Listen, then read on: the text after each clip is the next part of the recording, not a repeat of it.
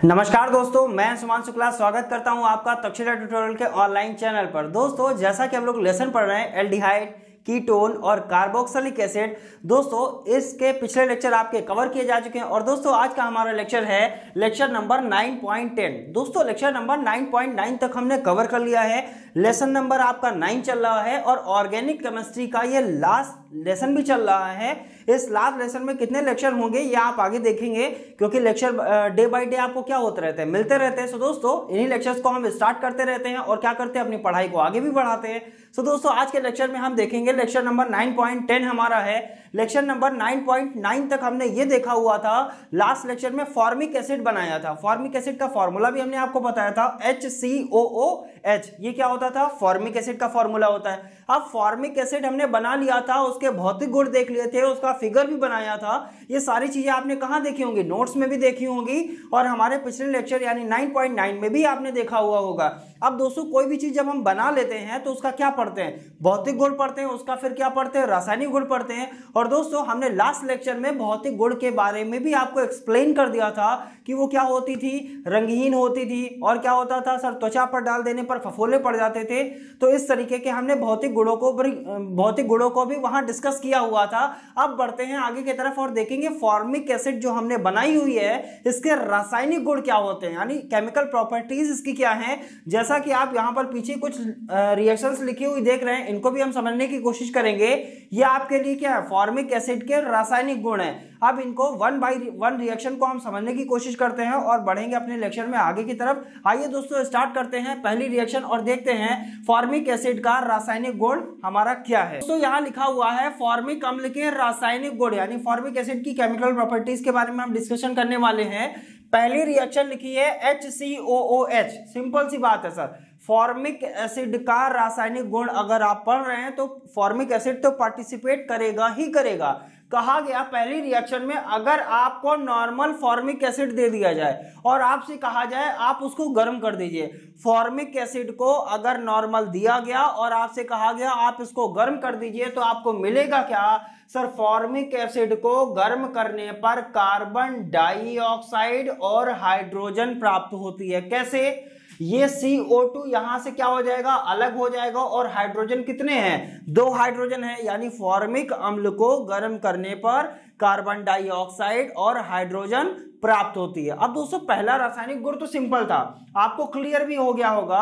Sir एक बार दोहराएंगे हमारे साथ, जैसे जैसे हम चीजों को बोलते हैं आप भी बोला करिए। जब तक आप बोलेंगे नहीं तब तक आपकी हैबिट में नहीं आएगा, और हैबिट में लाने के लिए हमको क्या करना पड़ता है सर, बोलना भी पड़ता है, हमको लिखना भी पड़ता है और हमको उसकी डे बाय डे प्रैक्टिस भी करनी पड़ती है। दोस्तों, जिस तरीके से हमारे डेली लेक्चर लेने का एक प्रारूप होता है या एक हमारा एक समझ लीजिए आप कर्तव्य है, अगर ये कर्तव्य है तो आपका भी एक कर्तव्य है। कर्तव्य क्या है, आपको सिर्फ और सिर्फ पढ़ाई करनी है। दोस्तों, अभी आपके पास और कोई अन्य काम नहीं है, आपको करना क्या है, पहला फोकस यही होगा।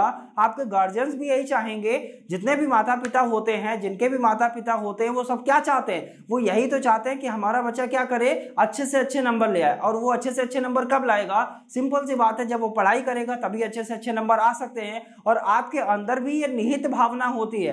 कई बच्चे ऐसे भी होते हैं जिनको पढ़ाई पसंद नहीं है, लेकिन क्या उनसे ये पूछिए आप कभी भी, क्या आप खराब नंबर लाने से संतुष्ट हैं, तो वो भी ये बताएंगे सर हमारे नंबर अच्छे आने चाहिए, जबकि वो पढ़ने में अच्छा हो या ना हो। ऐसा कोई भी बच्चा नहीं होता जो पढ़ने में बहुत अच्छा हो और जो पढ़ने में बहुत खराब हो। सबके सब अच्छे होते हैं और सबके सब खराब होते हैं। जो जिस लाइन में चल जाएगा उस हिसाब से वो मेजर किया जाता है। अगर उसको पढ़ना पसंद है तो वो अच्छा हो जाएगा, अगर उसको पढ़ना नहीं पसंद है तो जाहिर सी बात है वो क्या हो जाएगा, खराब हो जाएगा।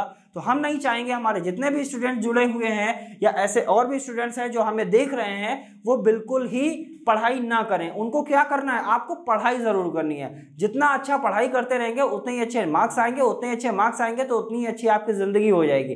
तो दोस्तों, ये हम हर लेक्चर में बताते रहते हैं, ये भी हमारा बताना एक कर्तव्य है। इसलिए क्योंकि कहीं ना कहीं कुछ बच्चे ऐसे होते हैं जो अपनी लाइन से भटक जाते हैं, तो उनको लाइन पर लाना किसका कर्तव्य होता है, एक शिक्षक का ही कर्तव्य होता है कि वो उनको लाइन पर लाए और उनको एक मुख्य धारा में लाकर हम उनकी पढ़ाई को आगे बढ़ा सके। सो दोस्तों, बढ़ते हैं आगे की तरफ। जैसा कि हमने ये देखा, फॉर्मिक एसिड को जब हम गर्म करते हैं तो हमको क्या मिलता है सर, कार्बन डाइऑक्साइड प्राप्त होती है और हाइड्रोजन प्राप्त होती है। सिंपल सी रिएक्शन थी, कोई प्रॉब्लम नहीं हुआ, अच्छे से बना लिया। अब हम बात करते हैं फॉर्मिक एसिड मिल गया, एक रिएक्शन और हो सकती है यहाँ पर, क्या किया सर, इसको गर्म किया लेकिन अब प्रेजेंस दिखा दी, प्रेजेंस मतलब उपस्थिति दिखा दी। अब हमने कहा पहले हमने उपस्थिति नहीं दिखाई थी, पहले हमने कहा था आपको केवल गर्म करना है तो क्या मिला, कार्बन डाइऑक्साइड और हाइड्रोजन। अब हमने कहा सर उपस्थिति है सांद्र सल्फ्यूरिक अम्ल की, तब कहा गया सर यहां से अगर आप सांद्र सल्फ्यूरिक अम्ल की उपस्थिति में इसको गर्म करेंगे तो आपको कार्बन मोनोऑक्साइड और हाइड्रोजन प्राप्त होगा।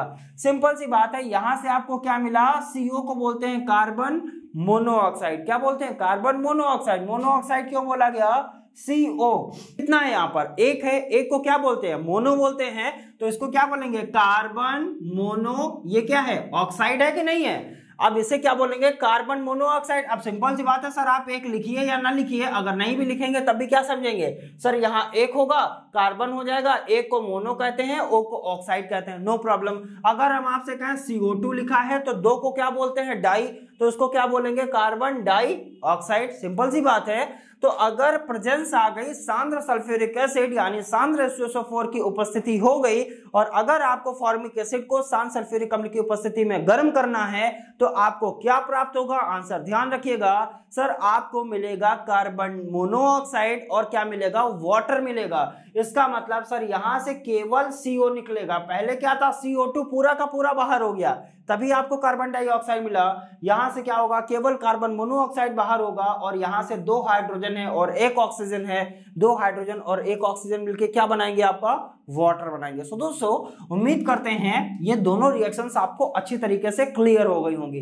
अब बढ़ते हैं आगे की तरफ और देखेंगे हमारी अन्य रिएक्शन के माध्यम से हम फॉर्मिक एसिड की रासायनिक अभिक्रियाएं हम करा रहे हैं, फॉर्मिक एसिड को किसके साथ रिएक्शन कराया जाए तो हमको क्या मिलेगा, इन सारी प्रोसेस को भी हम देखेंगे।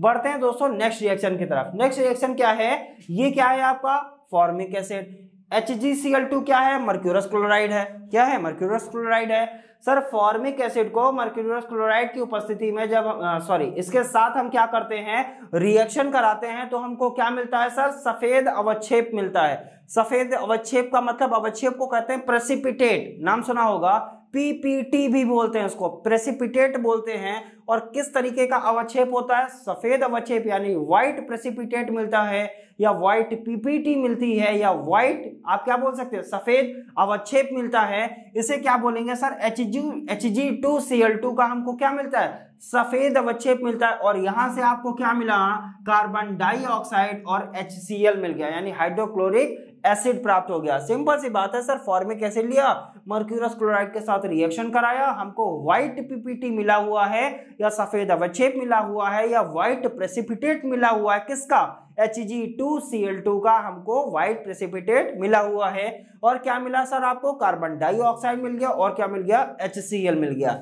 सो दोस्तों उम्मीद करते हैं ये थर्ड रिएक्शन भी आपको अच्छे से क्लियर हो गई होगी। आप इसकी एक बार फिर से प्रैक्टिस करेंगे, समझ में आ जाएगा। ऐसा कुछ भी नहीं है जो समझ में ना आए, सारी चीजें समझ में आती है। जब हमको अच्छी चीजें समझ में आती है तो हमको बुरी भी चीजें समझ में आती है, और कुछ चीजें क्या होती है, बुरी चीजें बहुत जल्दी समझ में आ जाती हैं। सो दोस्तों बुरी चीजें नहीं समझनी, बल्कि करना क्या, अच्छी से अच्छी चीजें समझनी, जिससे आपकी इंटेलिजेंस क्या होगी, इंप्रूव होगी। सो दोस्तों बढ़ते हैं आगे की तरफ। नेक्स्ट इसको क्या बोलते हैं सर, फोर्थ रिएक्शन है HCOO का होल ट्वाइस इनटू Ca। इसका नाम हमने कई बार आपको बताया हुआ है। इसे बोलते हैं बेटा कैल्शियम फॉर्मेट। क्या बोलते हैं, कैल्शियम फॉर्मेट बोलते हैं। अब ये कैल्शियम फॉर्मेट है, इसको हमने क्या किया, गर्म किया।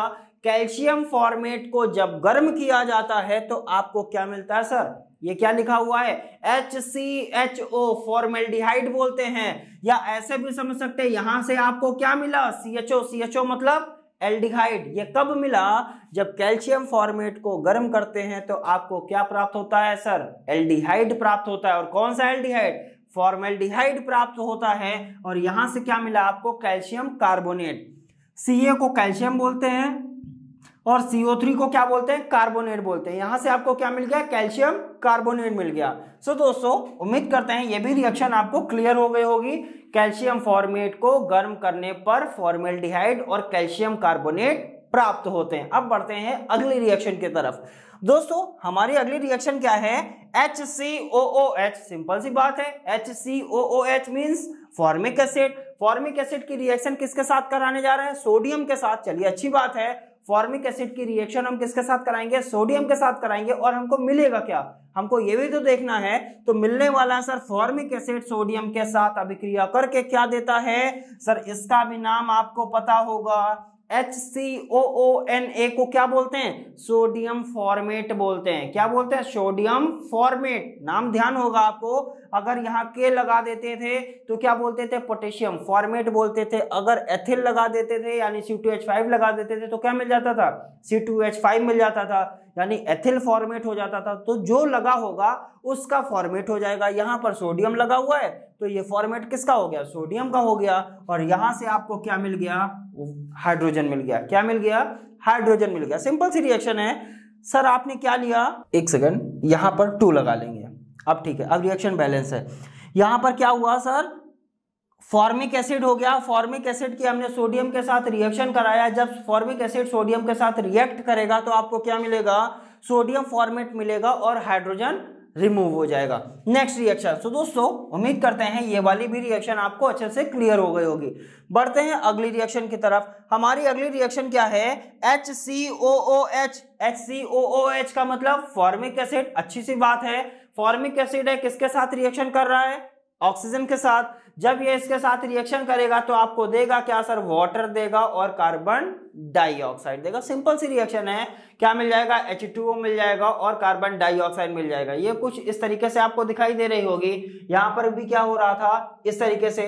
यहां पर आपने क्या किया था, फॉर्मिक एसिड को सिंपली गर्म किया था तो कार्बन डाइऑक्साइड और क्या मिल गया था, हाइड्रोजन मिल गया था। लेकिन यहां पर चेंज क्या आया सर, यहां पर जब आप ऑक्सीजन से रिएक्शन करा रहे हैं तो वहां पर क्या किया था आपने, केवल गर्म किया था और आपको कार्बन डाइऑक्साइड तो मिला था, लेकिन यहां पर केवल और केवल हाइड्रोजन मिला था। लेकिन यहां चेंज क्या आ जाएगा सर, ये वाला ऑक्सीजन इस वाले हाइड्रोजन के साथ रिएक्ट करके क्या बना देगा, वाटर बना देगा। इसीलिए यहां पर रिएक्शन लगभग एक जैसी है, लेकिन थोड़ा सा चेंज आया है। वहां पर सिंपल गर्म किया था तो केवल हाइड्रोजन था, यहां पर आप क्या करा रहे हैं, डायरेक्ट ऑक्सीजन के साथ रिएक्शन करा रहे हैं। तो ये वाला ऑक्सीजन इस वाले हाइड्रोजन के साथ मिलकर क्या बना देगा, H2O बना देगा और यहां से आपको क्या मिल जाएगा, कार्बन डाइऑक्साइड मिल जाएगा। तो दोस्तों उम्मीद करते हैं ये रिएक्शन भी आपको अच्छे से क्लियर हुई होगी। बढ़ते हैं अगली रिएक्शन की तरफ।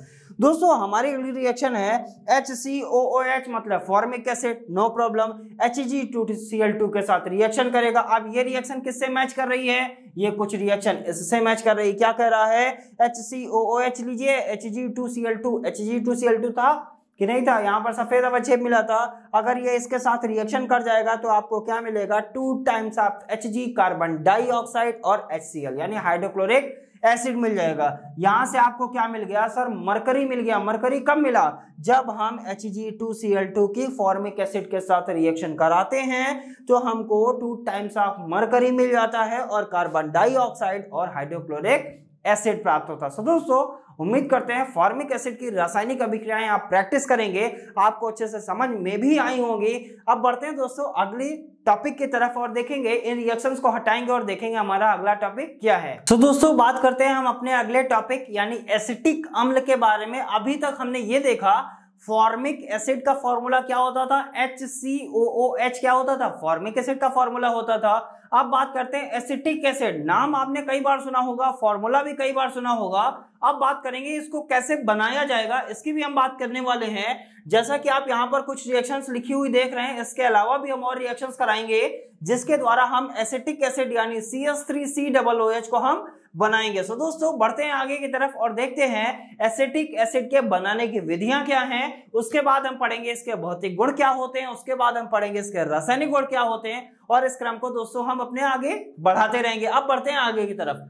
पहली रिएक्शन क्या लिखी है, CH3CHO मतलब CHO का मतलब क्या होता है सर, एल्डिहाइड। और हमने कई बार आपसे बताया है जब एल्डिहाइड का हम ऑक्सीडेशन यानी ऑक्सीकरण कराते हैं किसकी उपस्थिति में, सोडियम डाइक्रोमेट और H2SO4 की उपस्थिति में जब इसका ऑक्सीडेशन कराया जाता है तो आपको क्या मिलता है सर, कार्बोक्सिलिक एसिड मिल जाता है। क्या मिलता है, कार्बोक्सिलिक एसिड। कार्बोक्सिलिक एसिड की जब रिएक्शन करवा रहे थे तब आपको हमने मेंशन किया हुआ था वहां पर कि एल्डिहाइड का ऑक्सीडेशन या ऑक्सीकरण कराने पर आपको क्या मिलता है, कार्बोक्सिलिक एसिड। अब सिंपल सी बात है, अगर फॉर्मिक आपको प्राप्त करना है तो यहां पर आप H लगा दीजिए, अगर वहां H लगाएंगे तो यहां H लग जाएगा।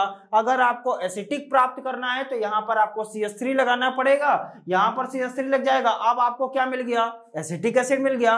रिएक्शन वही रहती है, केवल एल्किल ग्रुप बदलते रहते हैं। अगर आप एल्किल ग्रुप बदलते रहेंगे तो आप कुछ भी प्राप्त कर सकते हैं, बहुत ही आसानी से प्राप्त भी हो जाएगा। तो अगर आप चाहें तो इन पर्सनल टॉपिक को भी पढ़ सकते हैं, इंडिविजुअल जो टॉपिक हमने लिखवाया है उनको भी पढ़ सकते हैं, या अगर आप चाहें तो केवल कार्बोक्सिलिक एसिड की जो रिएक्शंस वहां पर करवाई हैं वहां से भी आप चीजों को मैनेज कर सकते हैं। केवल एल्किल ग्रुप को चेंज करना है। एल्किल ग्रुप चेंज करेंगे, आर की जगह अगर H लगाएंगे तो फॉर्मिक एसिड प्राप्त होने लगेगा, अगर आर की जगह CH3 लगाएंगे तो एसिटिक एसिड प्राप्त होने लगेगा। करना वही है, काम वही रहता है। तो सिंपल सी बात है सर, एल्डिहाइड का ऑक्सीकरण करने पर हमको क्या प्राप्त होता है? कार्बोक्सिलिक एसिड प्राप्त होता है। आप इतना ध्यान रखिए, अब कोई सा भी आप एल्डिहाइड लेंगे, अगर फॉर्मेल्डिहाइड लेंगे तो आपको फॉर्मिक अम्ल प्राप्त होगा, अगर एसिटल्डिहाइड लेंगे CH3CHO को क्या बोलते हैं? एसिटल्डिहाइड। अगर एसिटल्डिहाइड लेंगे तो आपको क्या मिल जाएगा? एसिटिक एसिड प्राप्त हो जाएगा। सिंपल सी बात है। नेक्स्ट रिएक्शन क्या है सर? बात वही है, एल्डिहाइड है, इसकी रिएक्शन किसके साथ करा रहे हैं? ऑक्सीजन के साथ। अगर एल्डिहाइड ऑक्सीजन के साथ रिएक्शन कर जाएगा तो आपको क्या मिलेगा? बात वही है, अगर एल्डिहाइड ऑक्सीजन के साथ रिएक्शन करेगा,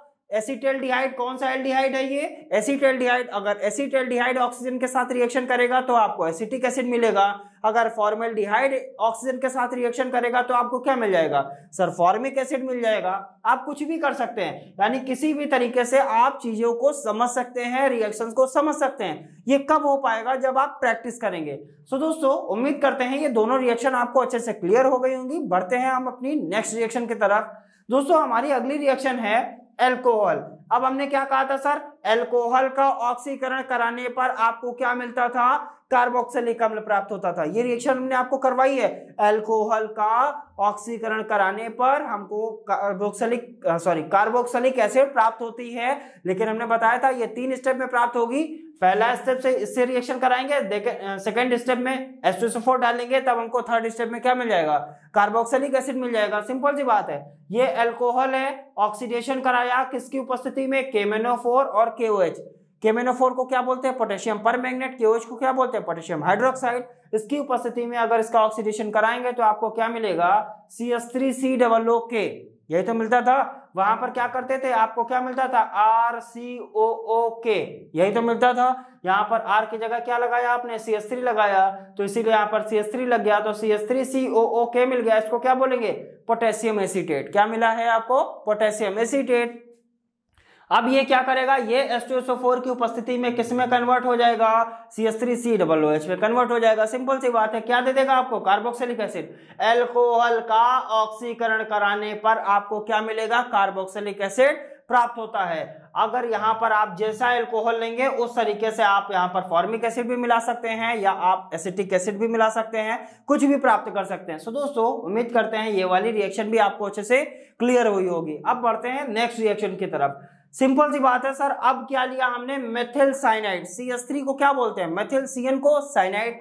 मेथिल साइनाइड वाटर के साथ रिएक्शन करेगा। उपस्थिति किसकी रहेगी? यानी प्रेजेंस किसकी है? HCl यानी हाइड्रोक्लोरिक एसिड की प्रेजेंस है। आपको मिलेगा क्या? मेथिल साइनाइड वाटर के साथ रिएक्शन करके क्या देता है? सर कौन सा कार्बोक्सिलिक एसिड है ये?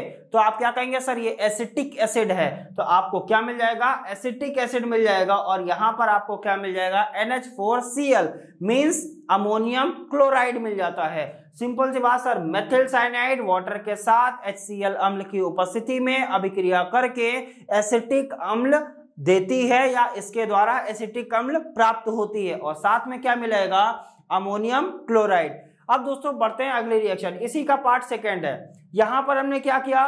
वाटर 2 टाइम लिया था। यहां पर वाटर क्या कर रहे हैं? 1 टाइम ले रहे हैं। नो प्रॉब्लम, रिएक्शन एक जैसी है, लेकिन यहां प्रेजेंस किसकी थी? जब हम वाटर को 2 टाइम्स लेंगे तो प्रेजेंस किसकी होगी? HCl की होगी। अगर वाटर को 1 टाइम लेंगे तो प्रेजेंस किसकी होगी? NaOH की होगी। ध्यान रखिएगा, यहां पर NaOH है, यहां पर क्या है? HCl, यानी यहां पर अम्ल ले रहे हैं और यहां पर क्या ले रहे हैं? क्षार ले रहे हैं। अम्ल क्यों बोला? क्योंकि यहां पर H+ आयन है। और क्षार क्यों बोला? क्योंकि यहां पर OH- आयन है। अगर वाटर 2 टाइम्स लेंगे तो आप अम्ल की उपस्थिति रखेंगे, अगर आप वाटर 1 टाइम लेंगे तो आपको क्षार की उपस्थिति रखनी है। जब क्षार की उपस्थिति रखेंगे तो यहां से क्या मिल जाएगा? NH3 निकल जाएगा। इस तरीके से हमने क्या देखा सर? यहां से हमको मेथिल साइनाइड वाटर के साथ रिएक्शन करेगा, NaOH की उपस्थिति होगी, अमोनिया निकलेगा और हमको क्या देगा? CH3COO Na।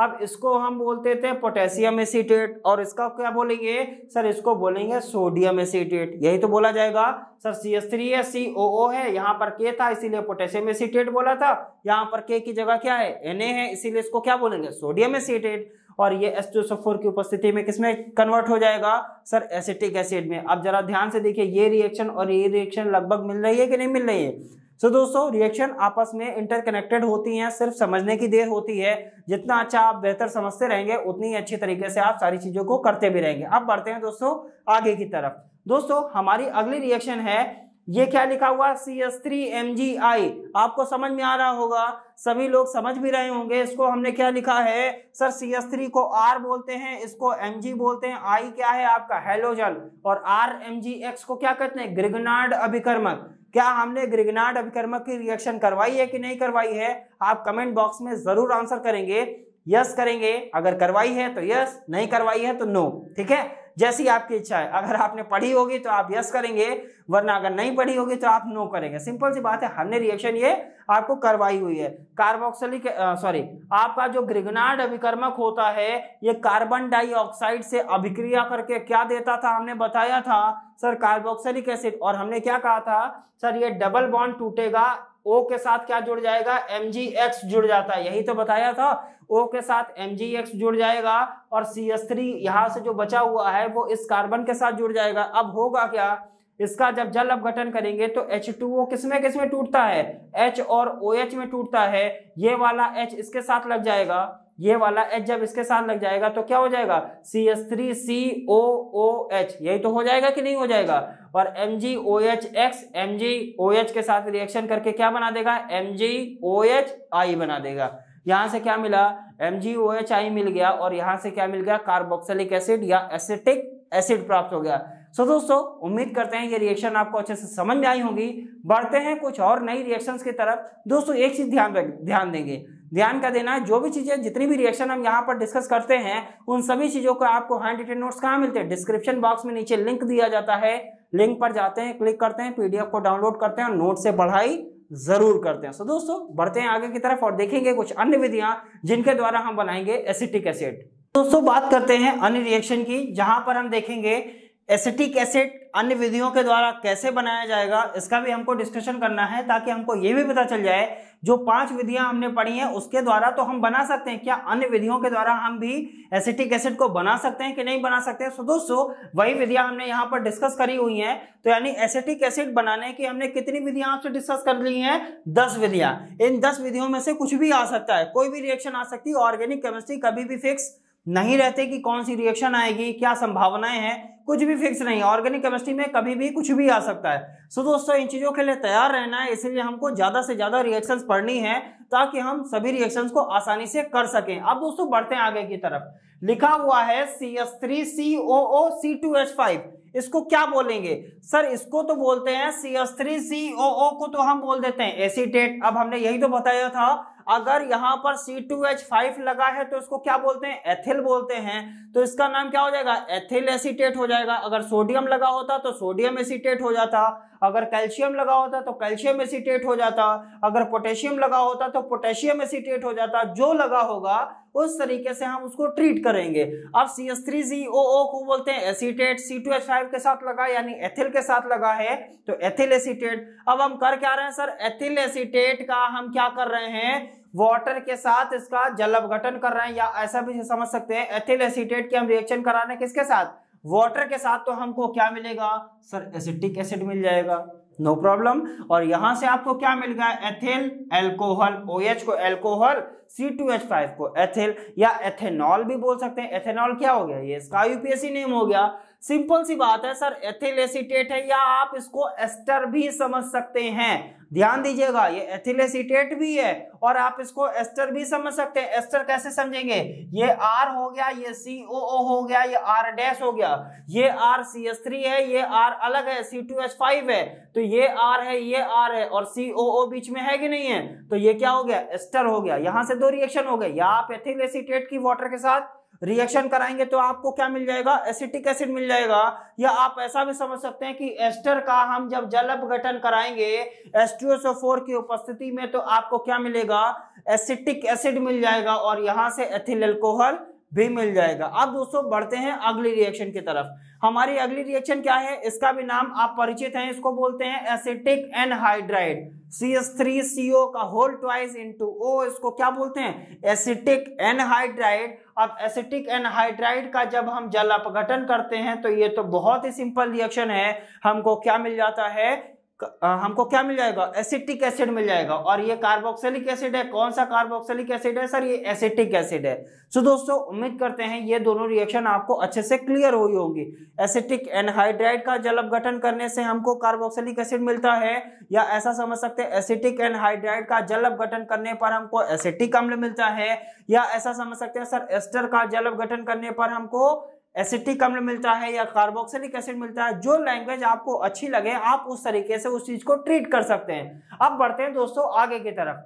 लिखा है CH3CONH2, और CONH2 ग्रुप हमने कौन सा बताया था, एमाइड होता है। क्या होता है, एमाइड होता है कि नहीं होता है, तो इसे बोलते हैं एसिटामाइड। ये रिएक्शन करेगा वाटर के साथ, इसके साथ जब ये रिएक्शन करेगा तो आपको क्या देगा सर, एसिटिक अम्ल देगा और अमोनियम क्लोराइड देगा। नो प्रॉब्लम, एसिटिक अम्ल देगा और अमोनियम क्लोराइड देगा। नेक्स्ट रिएक्शन क्या है, इसे क्या बोलेंगे, इसका भी नाम हमने आपको बताया था, ये रिएक्शन भी हमने करवाई है। ये रिएक्शन में हमने इसका नाम क्या बताया था, इसको बोलते हैं मैलोनिक एसिड। क्या बोलते हैं, मैलोनिक एसिड। मैलोनिक एसिड को जब हम गर्म करते हैं तो हमको कार्बोक्सिलिक एसिड मिलता है, और कार्बोक्सिलिक एसिड में कौन सा कार्बोक्सिलिक एसिड, एसिटिक एसिड मिलता है, और यहां से कार्बन डाइऑक्साइड बाहर हो जाती है। ये कार्बन डाइऑक्साइड हमने बताया था यहां से बाहर हो जाएगी।